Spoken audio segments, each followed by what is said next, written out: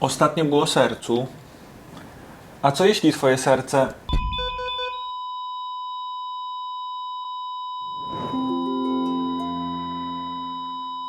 Shalom, shalom. Witajcie. Dzisiaj będziemy chyba kontynuować temat serca, które jest po prostu zranione, które może czasami umiera. Chodzi o takie serce w małżeństwie, gdzie albo nie mamy do siebie serca, albo mamy niewiele serca. Albo zaczęło bić do czego innego, nie do żony albo męża. No właśnie.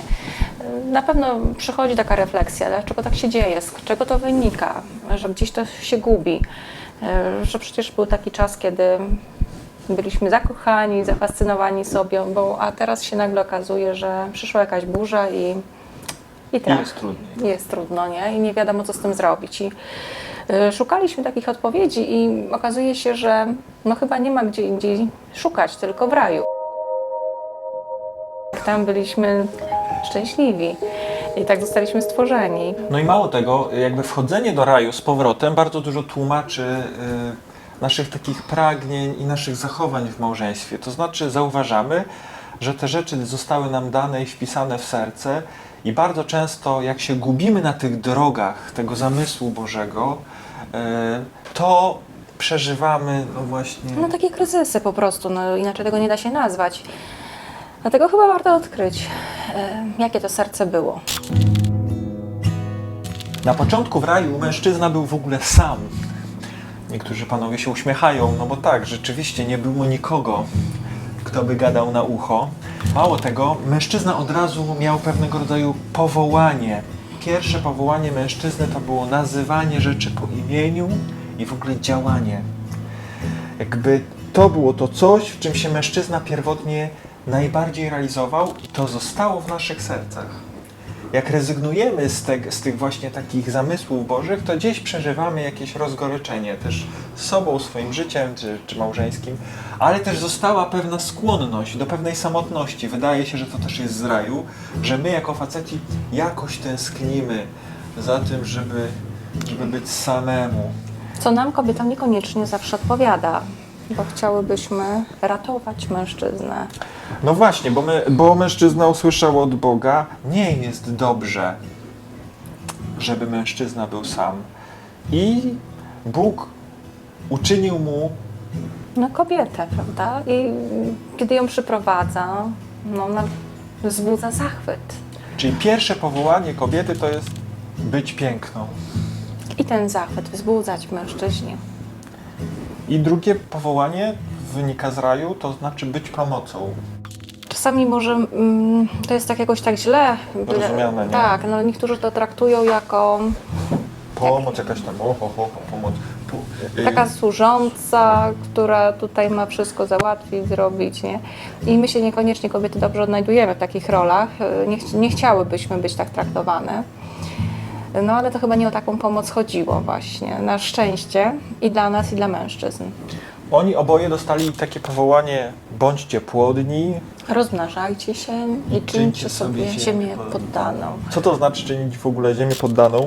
No bo to dzisiaj się wydarza, nie? To znaczy, że mamy brać tą ziemię, którą mamy, w posiadanie. To znaczy mieć jakąś kontrolę w ogóle nad tym życiem. Władzę nad tym. Władzę. I to nie jest tak, że... Jakoś tam będzie. Jakoś będzie, jakoś to się niech to turla i tak dalej. Nie, mamy po prostu mieć w posiadaniu ziemię obiecaną, którą mamy w domu, w rodzinie, w pracy i tak dalej. To nie jest nic złego. Tak jak z ogródkiem, który nie będzie sobie wszystko rosło jak chce, tylko my decydujemy, jak on ma rosnąć, co tam będzie. Nie? Tam jest rozmnażajcie się, bądźcie płodni. Jakby to też naszym powołaniem jest jakby potomstwo, ale również Ma to budzenie szersze, życia. tak, szersze takie znaczenie, bo faktycznie chodzi o to, żeby to życie dawać w różnych aspektach. W takim aspekcie no, fizyczny to jest taki podstawowy, ale no, też może być tak, że nie każdy jest w stanie spełnić ten aspekt, no bo w pewnym wieku no, niektórzy powiedzą, no już nie możemy być rodzicami. My Was tutaj właśnie zapraszamy, my sobie tak z boku patrzymy na pewną mapę myśli, wedle której sobie biegniemy i Wam będzie łatwiej i nam będzie łatwiej nie pogubić się w tych ścieżkach Bożych, które gdzieś tam są jakoś wpisane w nasze serca. I z tego raju wynieśliśmy pewne serca. Facet wyniósł serce lwa. To jest po prostu w nim wpisane, a kobieta... Serce piękne. I To to są są takie główne nasze nasze- zadania, tak. można powiedzieć. Tak. Znaleźć to serce, odpowiednie, nie? Biec tym pierwszym zamysłem Bożym. I tak w sercu mężczyzny Bóg umiejscowił takie pragnienie, Eldridge to ładnie nazywa, to jest pierwsze pragnienie stoczyć walkę. On opowiada o sobie, że jak miał 6 lat, to dostał w prezencie jakieś 2 rewolwery, pas taki skórzany, kamizelkę kowbojską, kapelusz. I jak on się przebrał, to nie chciał zdejmować tego kostiumu przez kilka tygodni. Matka tam jego składała ręce nad tym. Ale on zrozumiał wtedy jedną rzecz, jak opisuje to w swojej książce Dzikie Serce, że to nie był jego kostium, ale to była prawdziwa jego tożsamość. To znaczy, że on razem z tymi rekwizytami odkrył, że ma gdzieś w sobie takie pragnienie bycia ważnym, bycia groźnym, tego, żeby jego życie właśnie zależało od niego, żeby inni się z nim liczyli. Czyli po prostu w sercu mężczyzny jest gdzieś wpisana walka, że ja walczę o środowisko, które mnie otacza, o rodzinę, o żonę, o dzieci, o wszystko, ale również też walczę z samym sobą. W sercu mężczyzny jest wpisana walka, że mężczyzna walczy z własnym ego również. Nie? I tutaj jest bardzo fajnie, wpisuje się w serce z kolei kobiety to pragnienie, aby ten mężczyzna walczył o nią, aby ją zdobywał. Jakby to pragnienie bycia zdobywaną jest już właściwie od początku. Kiedy jesteśmy małymi dziewczynkami, kiedy sobie wyobrażamy tego królewicza na białym koniu, który nas kiedyś gdzieś tam z tej wieży uwolni. To jest takie pragnienie jakby niezależne od tego, gdzie żyjemy, jak mieszkamy, w jakiej kulturze, po prostu mamy takie pragnienia. Czyli rozczytujemy pierwsze 2 pragnienia. Pragnienie mężczyzny stoczyć walkę, a pragnienie kobiety pierwsze to jest chce, żeby o nią walczono.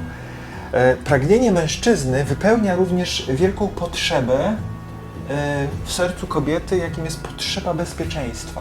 Kiedy kobieta widzi, że serce mężczyzny jest walczące, że on jest walczący, że to jest człowiek, który się nie poddaje, co by się nie spotkało, to on się z tym mierzy, to ona ma poczucie przy nim, Że jest bezpieczne. że jest bezpieczna, że w razie czegoś po prostu ten gościu wyciągnie ten miecz i będzie walczył o nią i o siebie samego i po prostu o rodzinę i tak dalej. To są pierwsze pragnienia. Warto je odszukać.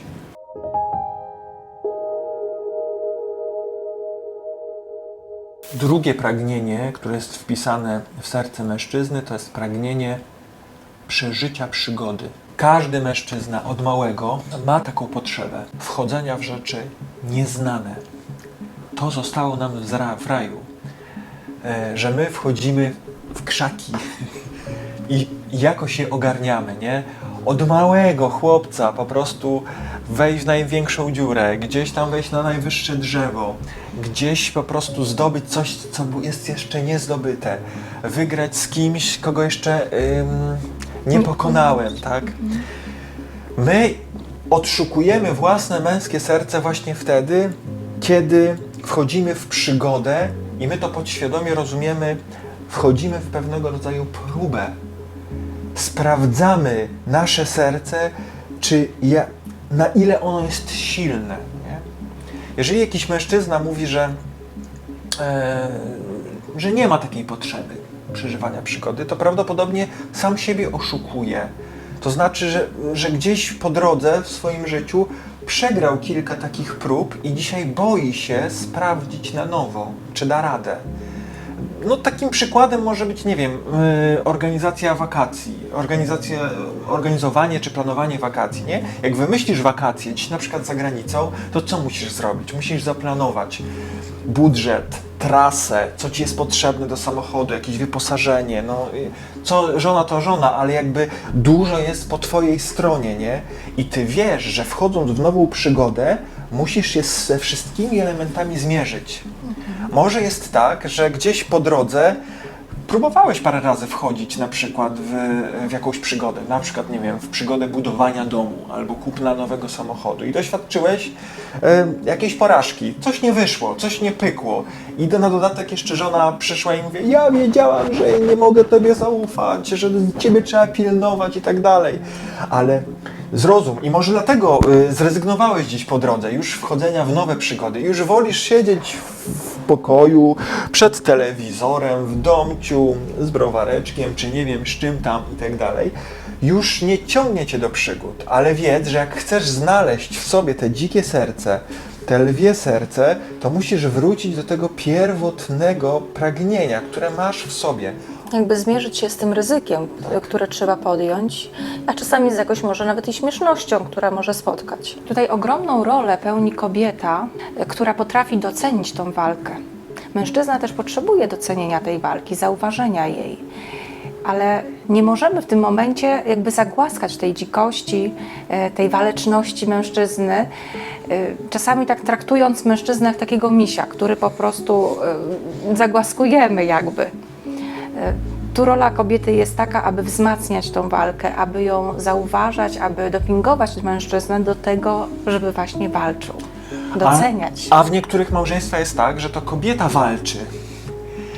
I to ona jest tą, która po prostu o wszystko się, że tak powiem, kłóci. Więc to jest też zadanie dla kobiety, to znaczy, żeby zrobić 3 kroki do tyłu, żeby zostawić Stworzyć taką przestrzeń żeby dla mężczyzna mógł walczyć. Nie? Tak. Kobiety bardzo często mówią, gdyby nie ja, to nie mielibyśmy domu, nie mielibyśmy wakacji, nie mielibyśmy coś tam. Zrób 3 kroki, daj mu powalczyć. On znajdzie swoje dzikie serce właśnie w tej walce, a ty będziesz mogła znaleźć swoje piękne i bezpieczne serce, nie? O to chodzi. Czasami to jest tak, że to nie do końca jest wina tej żony, która tak zagłaskała tego męża, ale właśnie gdzieś takie było wychowanie tego syna, tego chłopca, tego męża, który po prostu w takiej rodzinie może wzrastał, może tak traktowała go mama, może ktoś jeszcze inny. Albo kobieta była w takim, żona była w takim domu, gdzie matka zawsze wszystko trzymała i Tak. inaczej nie umie. I nauczyła ją takiej roli po prostu. Ale są to, no, można powiedzieć, pomieszane role. Tak nie powinno być. Tak nie powinno być. Słowo Boże mówi, że Królestwo Boże należy do gwałtowników, a nie do misiów. Nie? Pragnieniem kobiety jest też przeżycie przygody, ale wspólnie z mężczyzną. Czyli dzielić z nim przygodę. Z nim przygodę, tak.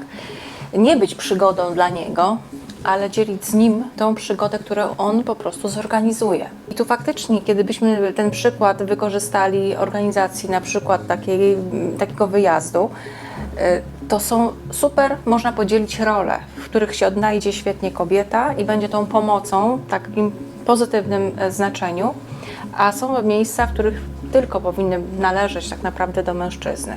I tak w tym pragnieniu wspólnym, nie? Przeżyć przygodę i dzielić z nim przygodę po stronie kobiety, my bardzo często przeżywamy kryzysy. Dlaczego? Dlatego, że to kobieta wymyśla przygody. Czy żona wymyśla przygody swojemu mężowi? I się zastanawiamy, które ma on zrealizować. No i spotykamy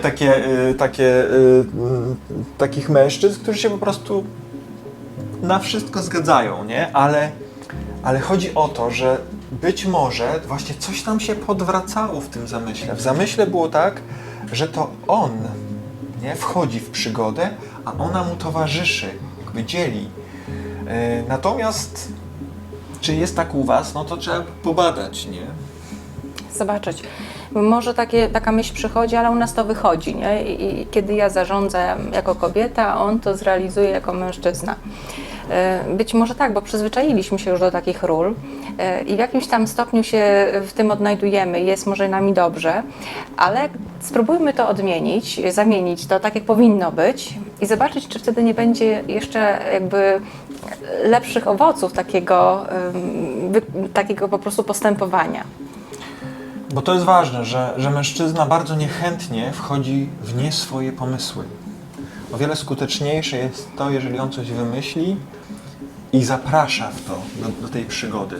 Bo to zostało nam dane w raju, więc warto gdzieś do tego wracać.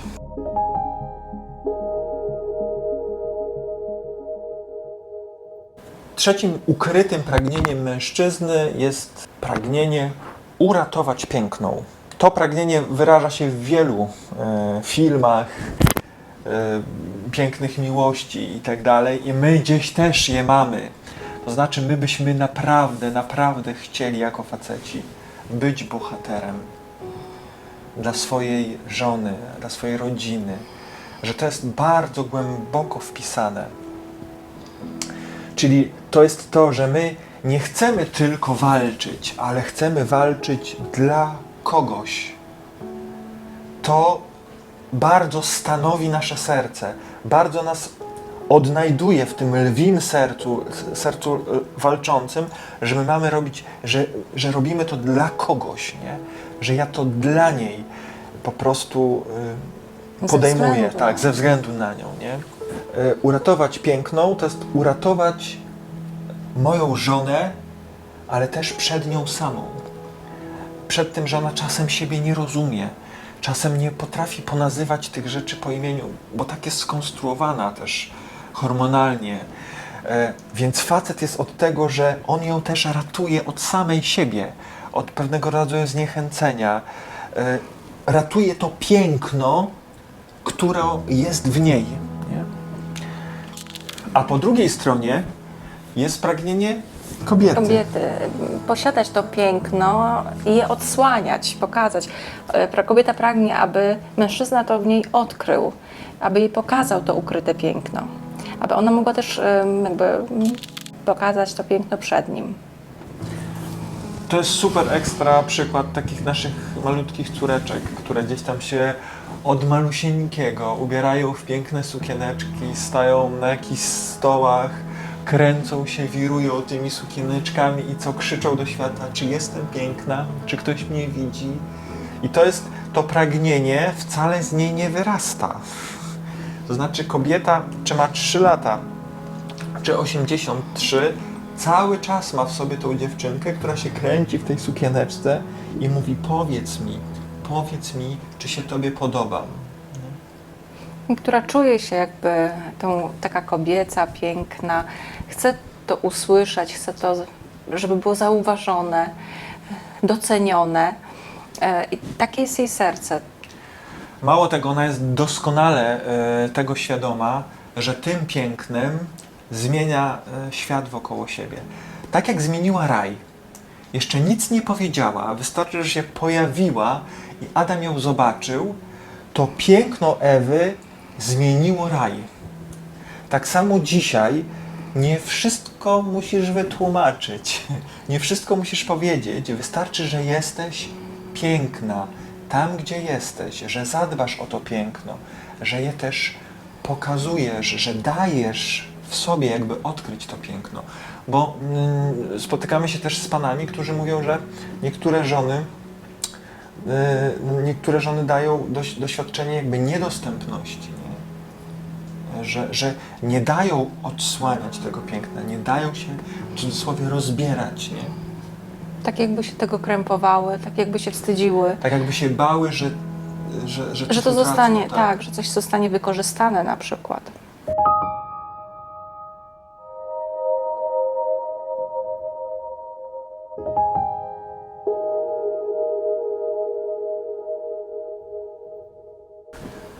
I lądujemy pomału, a lądujemy na słowie z listu do Efezjan z 5 rozdziału. To słowo jest bardzo dobrze znane od 21 rozdziału, pewnie pamiętacie, wersetu. Bądźcie sobie wzajemnie poddani w bojaźni Chrystusowej, żony niechaj będą poddane swym mężom i tak dalej, ale tu jest słowo programowe do facetów, że my jako faceci mamy być jak Chrystus. A tu jest, bo Chrystus wydał samego siebie,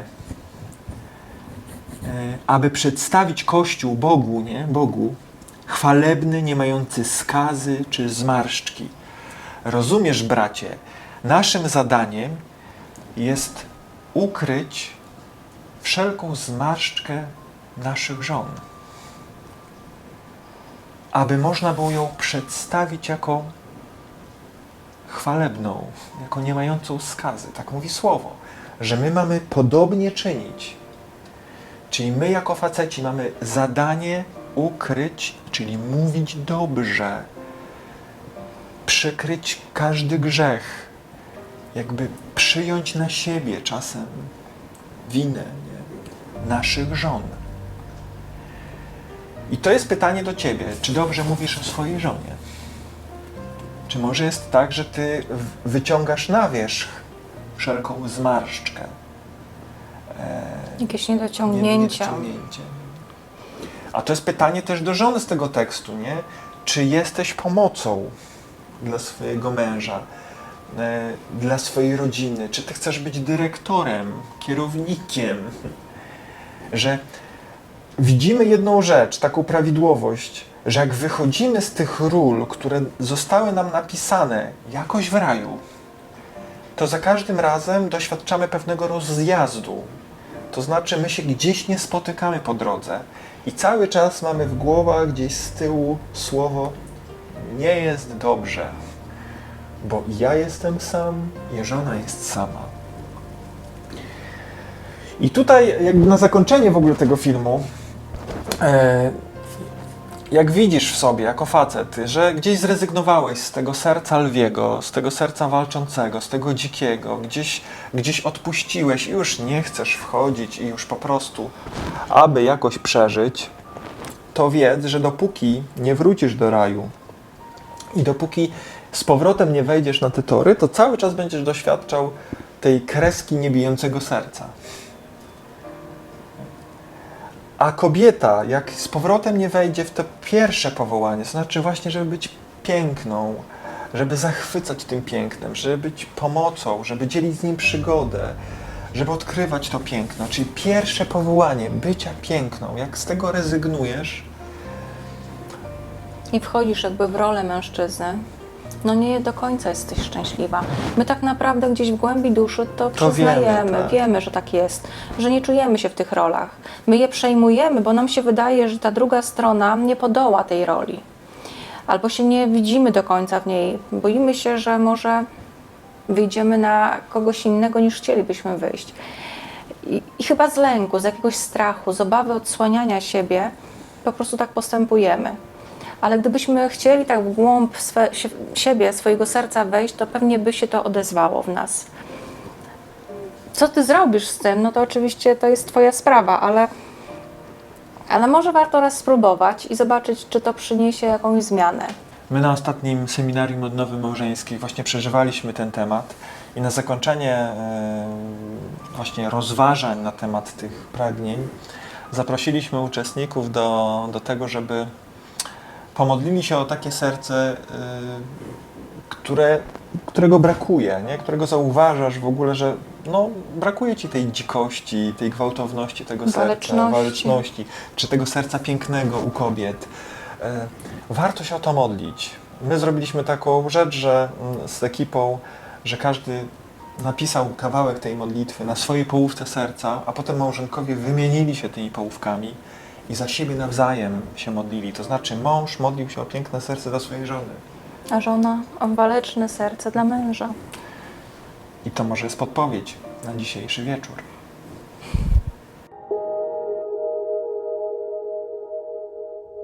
Ale żeśmy namotali. Dzięki za dzisiaj Mamy nadzieję, że było to chociaż trochę zrozumiałe. i za tą wycieczkę po tych krzakach. Tam kliknąć subskrybuj. Super będzie nam. Wszystkiego dobrego. Tak. Shalom, shalom. Odkrywajcie serce swoje, właściwe, mężczyzny, kobiety. I biegnijcie za nim.